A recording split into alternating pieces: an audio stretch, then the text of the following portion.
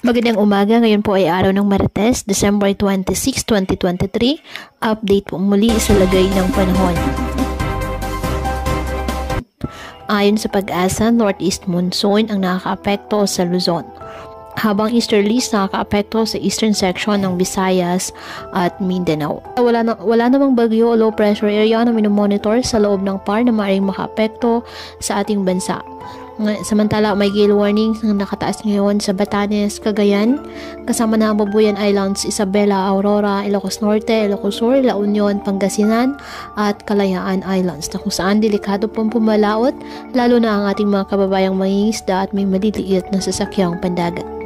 Ngayong araw ang Caraga, Davao Region, Northern Mindanao, Eastern Samar, Bohol at Southern Leyte asahan na maulap na kalangitan na may kalat-kalat na pag-ulan at thunderstorms dahil po yan sa easterlies. At ang Cagayan Valley, Apayao, Kalinga at Aurora asahan din na maulap na kalangitan na may mga pag-ulan dahil po sa amihan.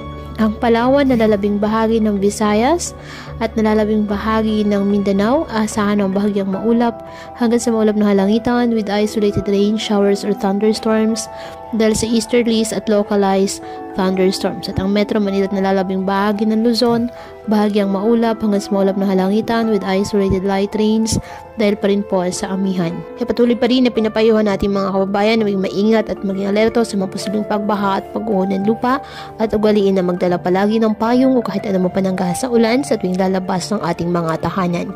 At yan po muna ang update sa lagay ng panahon ngayong araw. Muli, patuloy po tayo na mag-ingat at palaging tandaan, God loves you. Stay safe and God bless.